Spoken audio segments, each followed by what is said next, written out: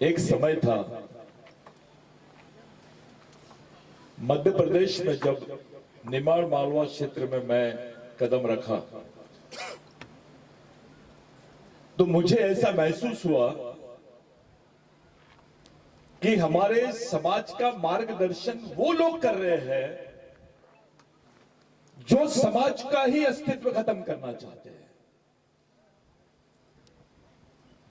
ये एक परिस्थिति देखो कितनी खतरनाक है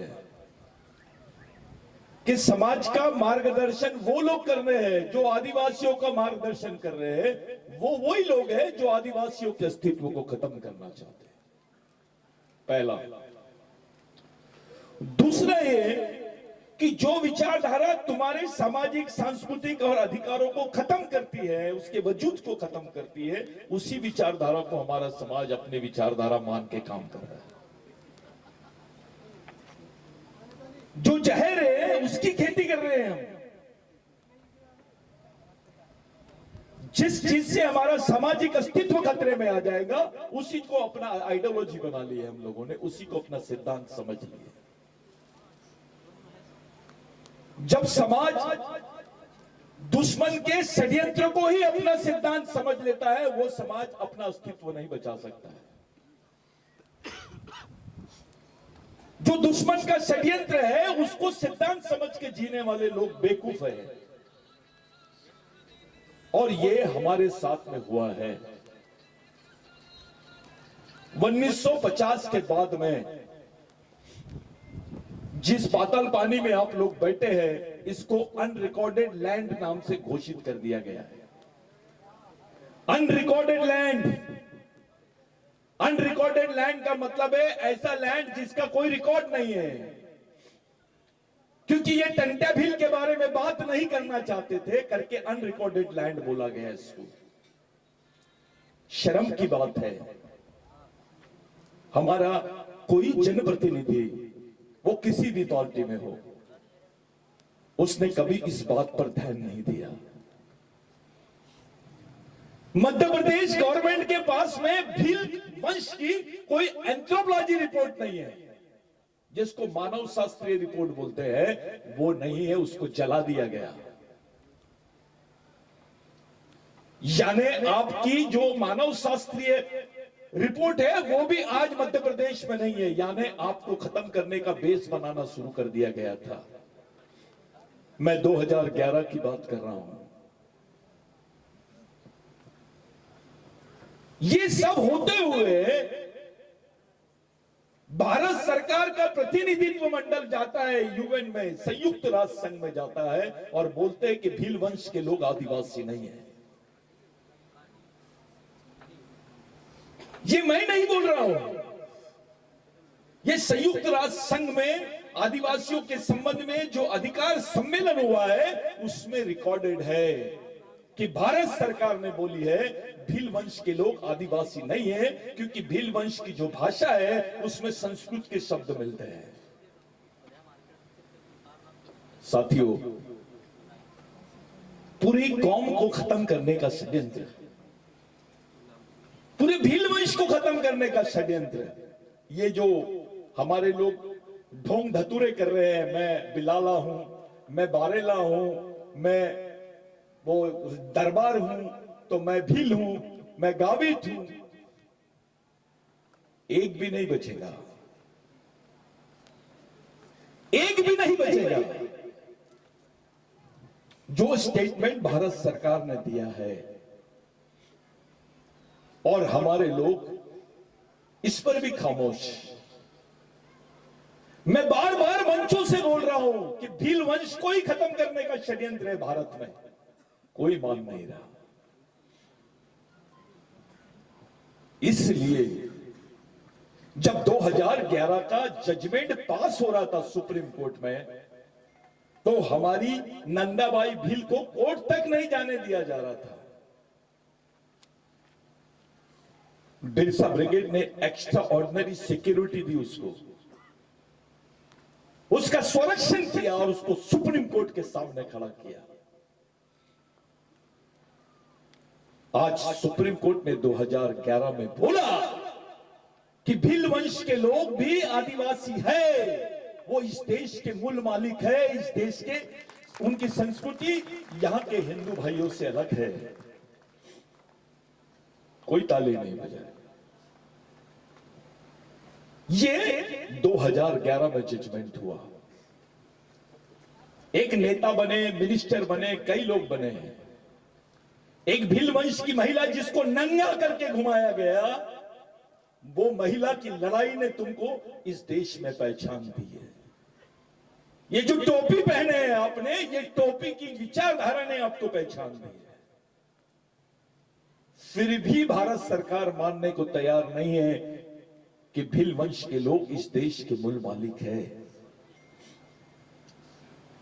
तब जाके मिशन ने प्लानिंग बनाया कि इस वंश को खड़ा कैसे किया जाए, क्योंकि ये तो राजस्थान में भी है, ये गुजरात में भी है, पाकिस्तान में भी है, अफगानिस्तान में भी है और हिंदुस्तान में भी है। इसको खड़ा कैसे किया जाए? तब जैसे जैसे जैसे जैसे इसकी गहराई में जाते गए, तब पता चला कि गलती कहां हो गई।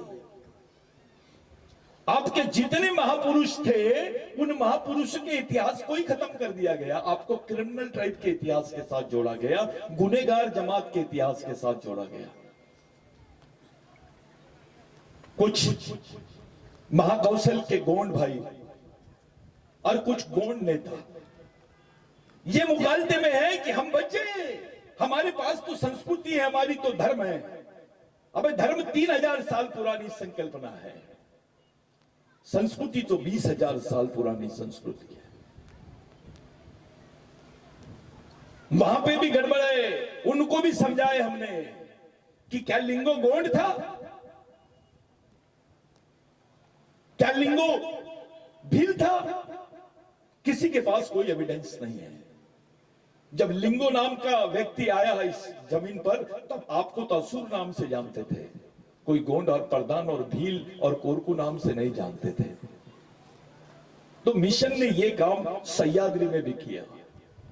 वहां महादेव कोड़ी, वारली, ठाकर, पावरा, ये जो आदिवासी जमात थी, उनमें भी झगड़े थे। फिर वहां पे भी रिसर्च किया मूवमेंट ने, तो मूवमेंट ने पाया कि ये जो सह्याद्री है, जो सतपुड़ा है और जो विंध्याचल है, ये पहाड़ों का क्षेत्र यानी ही भारत है, जिसको सिंधु राष्ट्र बोलते हैं आप लोग। इसका अंश पाकिस्तान में भी है, नेपाल में भी है, आपके श्रीलंका में भी है। आदिवासियों की जो बात, इस पर जो गहराई से सोचा गया, तब हमको पता चला कि उधर राघोजी भांगरे का वैचारिक मर्डर हुआ है, यहां पे भगवान टंटा भील का वैचारिक मर्डर हुआ है, महाकौशल और मध्य भारत में, इधर विदर्भ में बाबूराव शर्माके के विचारों का मर्डर हुआ है। इनके इतिहास को ही खत्म कर दिया गया। यहां बैठा हुआ एक भी आदमी नहीं होगा जिसका नाम टंट्या होगा। किसी का नाम होगा तो खड़े हो जाओ, बताओ कि मेरा नाम टंट्या है। शाहरुख नाम दिखता है, राम नाम भी दिखता है, टंट्या नाम क्यों नहीं दिखता है? इसलिए नहीं दिखता है क्योंकि इस प्रेरणा को आप तक के पहुंचने ही नहीं दिया। जो मेन पावर स्टेशन था, वहां से तुमको दूर कर दिया गया। जो तुम्हारी विचारधारा थी, उससे खत्म कर दिया गया। तब जाके मिशन ने इस पर रिसर्च किया और भगवान टंट्या भील के विचारों को लेकर पूरे देश में काम करना शुरू कर दिया।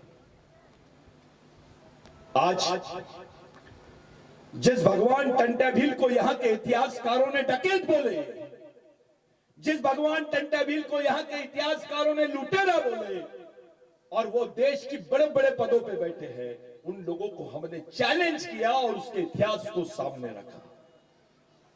आपको मैं गर्व के साथ बोल रहा हूं कि अभी संयुक्त राष्ट्र संघ में जब एक ईरानी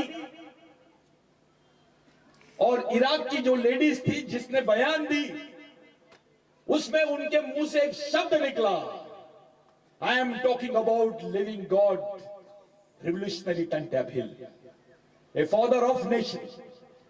इस देश का बाप, इस देश का मालिक, क्रांतिकारी रॉबिन हुड, ऐसा नाम दूसरे देश की लेडी ने बोला है, दूसरे देश की लेडी ने संयुक्त राष्ट्र संघ में बोला तो भारत के लोगों को आग लग गई। इनका दिमाग खराब हो गया है कि टंटाभिल की बात इराक की लेडी कैसे बोल रही है, पाकिस्तान का आदिवासी कैसे बोल रहा है। ये मिशन की देन है, इसी को मिशन बोलते हैं।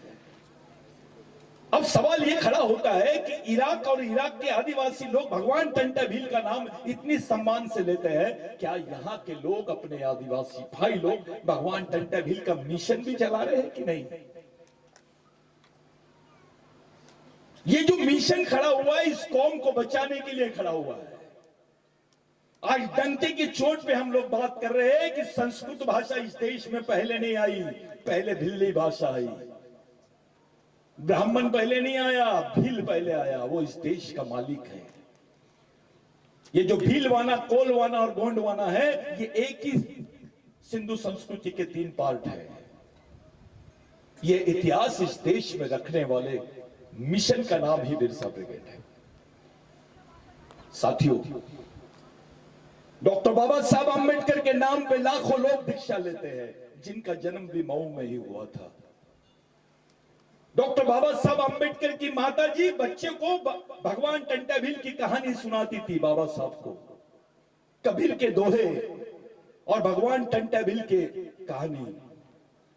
मैं कल भी बोला, आज भी बता रहा हूं, इस देश में किसी भगवान के ऊपर में इतने लोकगीत नहीं बने होंगे जितने टंटाभिल के ऊपर में बने हैं। क्यों?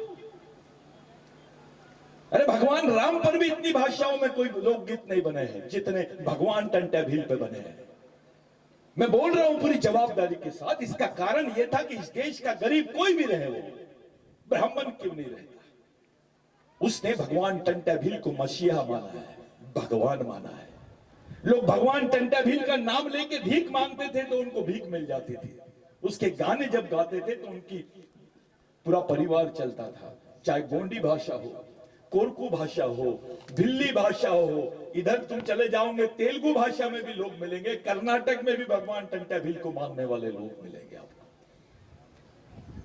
साथियों, ये सब बताने का तात्पर्य यह है कि हम जिस प्रेरणा स्थल पे खड़े हैं, वो प्रेरणा स्थल का महत्व क्या है।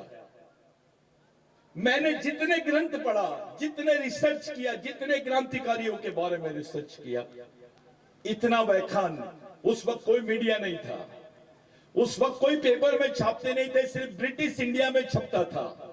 और मैं आपको खुल के बता देना चाहता हूं, भारत सरकार ने जितने आर्टिकल टंटाभिल पे नहीं छापे, उतने ब्रिटेन सरकार ने छापे। लंदन में टंटाभिल के बारे में छापा गया है, इसके एविडेंस मिले हैं।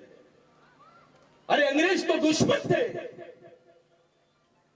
आपका दुश्मन अंग्रेज था, जमींदार था, उच्च वर्णीय था।